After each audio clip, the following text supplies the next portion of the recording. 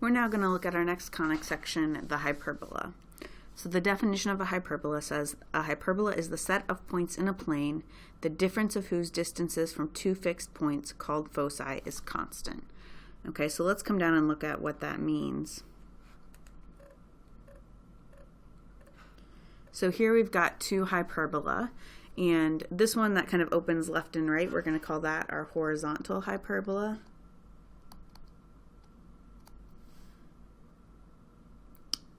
And this one also opens left or right. What we could also have is, so these are both horizontal hyperbolas. And then we could also have one that opens up and down.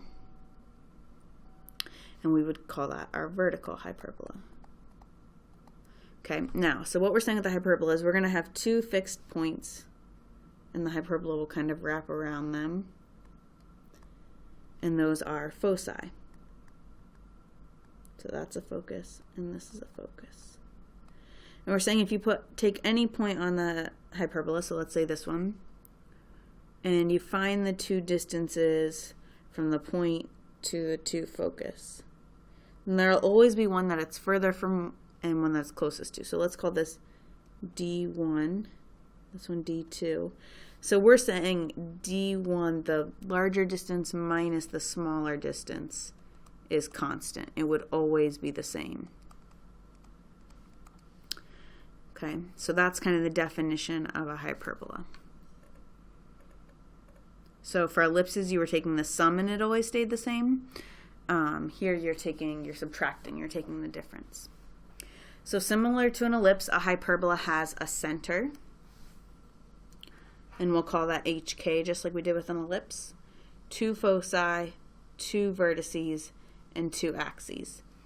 Okay, the vertices and the foci are on the same axis, so they're either going to be on a horizontal axis or a vertical axis. However, it may not be the longer of the two, so we don't call it major and minor axis like we did for an ellipse. Now the center is the midpoint of the transverse axis. The transverse axis is the one that has the vertices and foci on it. And that's the one that if it's horizontal, we call it a horizontal hyperbola. If it's vertical, we call it a vertical hyperbola. The other one that's perpendicular is called the conjugate axis. Okay, and very similar to an ellipse, the distance from the center to a vertex is A.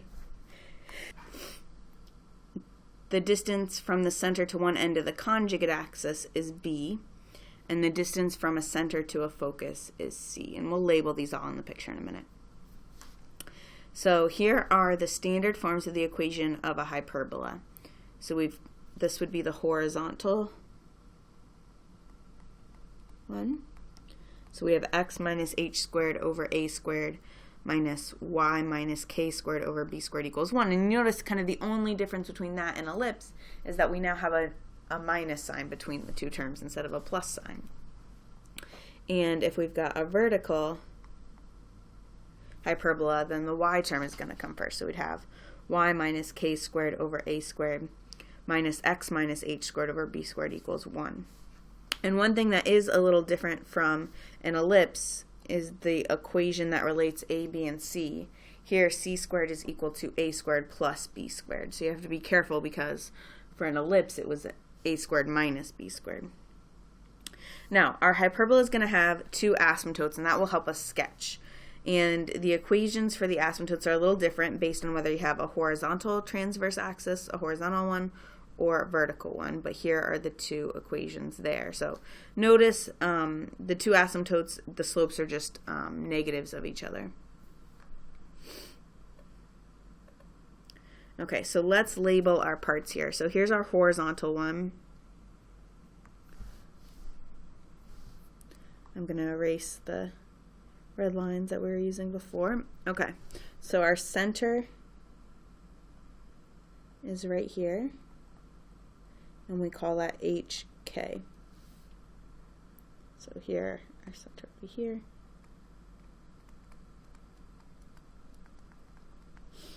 Okay, then we have the distance from the center out to a vertex.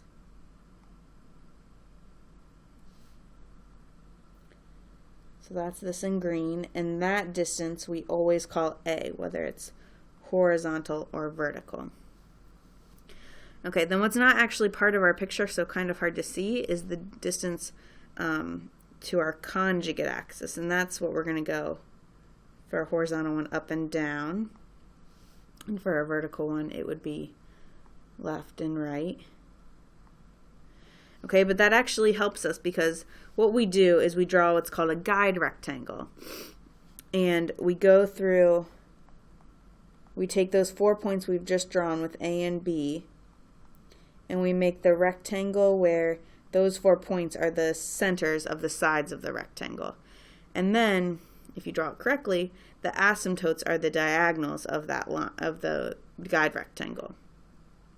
Okay. And then the other distance we have is from the center out to a focus, and that distance is C.